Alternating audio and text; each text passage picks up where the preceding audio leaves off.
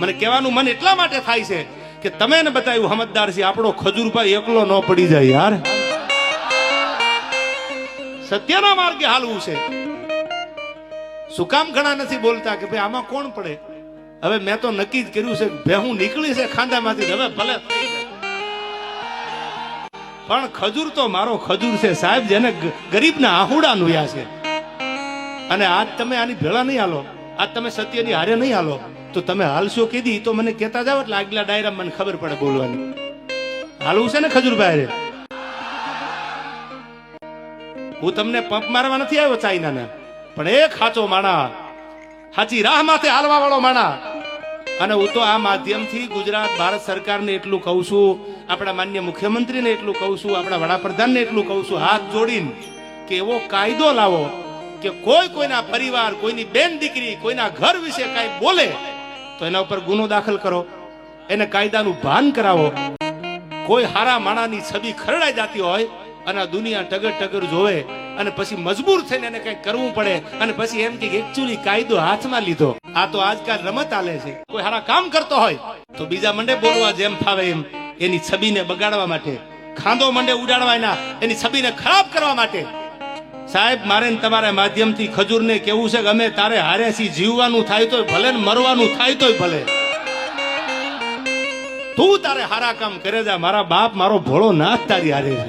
ગરીબ માટે જેને કંઈક કર્યું છે સાહેબ, જેના માથે નળિયા ન હોય, બોભારા માથે પાણી પડતા હોય સોમાહાના, એના ઘરે જઈ જઈ અને મકાન બનાવ્યા. પૈસાની વાત નથી કરતો, ડોનેશન આપે મકાન બને એ તો બરાબર છે, બનતા હોય, પણ પોતાનો પરિવાર મૂકીને ગામો ગામ કિલોમીટર સુધી, હજારો કિલોમીટર એ માણસે કાપ્યા છે ને. તો હજી કહું છું કે આપણે આજ એનો સાથ નહીં આપી તો ખજૂર શહીદ થઈ જાય પછી આપણે ભેળા હાલશું? આવો હારો માણસ દુનિયામાંથી વિયો જાય પછી હાલશું? એ વિચાર તમારે કરવાનો છે. તમે સમજદાર છો, પણ સત્યની ભેળો ન ઉભો રહો તો હું મોટો ખદડો ગણાવું. અને જે થશે એ હવે ભરી પીશું, નસીબ અમારા અને મારા ખજૂરના. પણ તમને એટલું કહું છું કે મારા બાપ, જો તમે સમજદાર હોય, તમે ભણેલા ગણેલા હોય, તમારી આંખે જો જોતા હોય ને, તો આજ આ કળિયુગનો આપણો રામ ઈ ખજૂરને એકલો ન મુકતા ગમે એ થઈ જાય, ભેળા હાલવું છે યાર. એની મોરલ નો તૂટી જાય, એના કામ નો બંધ થઈ જાય. આ એની મોરલ તોડવા માટે, એની મેન્ટાલિટી ડાઉન કરવા માટેના પ્રયાસો હાલે છે. અને આ ટાણે જો તમે મારી કે હું કે તમે ખજૂર ભેળા ન રહી તો રે કોણ? એને એના કાકાના દીકરાનું મકાન બનાવ્યું, એને એના માસીના દીકરાનું મકાન બનાવ્યું, એને એના ફૂઈના દીકરાનું મકાન બનાવ્યું?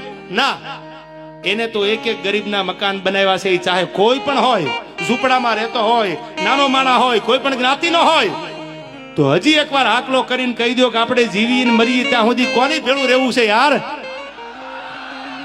હા ડાયરો, હા યાર, આજ આપણે સત્યનો સાથ આપવો છે. બધાને કહું છું, હવે પછી સોશિયલ મીડિયામાં જ્યાં જ્યાં આવું થાય, તમને એવું લાગે કે સાચો માણસ એના પરિવાર વિશે, એની છબીને બગાડવા માટે આ થાય છે, તો ઉભા રહેજો. અને ટગર જો તમે જોશો ને તો એટલું યાદ રાખજો, 10 વર્ષ પછી, 5 વર્ષ પછી આ ઓડિયન્સમાં બેઠા ને, એનો દીકરો દાતાર બનશે, એનો દીકરો કલાકાર બનશે, આ બેઠા એમાંથી એનો દીકરો કથાકાર બનશે. તેથી આ અમારી હાલત છે ને, એ જ હાલત તમારા દીકરાની થવાની છે, એટલું યાદ રાખજો. આ કોઈની જાગીર નથી, દેવા ખબર તો આજ છે, કાલ નહીં હોય તો કોઈ બીજા ગાતા હશે. તમારો દીકરો કલાકાર બનવાનો છે, તમારો દીકરો ખજૂર જેવો દાતાર બને, કોઈ 5 મકાન કોકના બનાવે. આજ જો ટગર જોશો તો કાલ દીને આવતા વાર નહીં લાગે. સત્યને સાથ આપજો.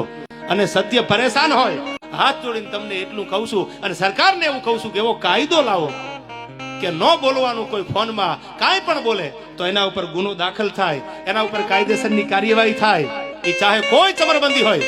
અને જો આટલું નહીં થાય તો મને નથી લાગતું આ ગુજરાતની આવનારી પેઢીનું ભવિષ્ય ઉજળું થાય. હા મારો ખજૂર, હા, કરોડ દિવાળી તારા રાત તપે બાપ.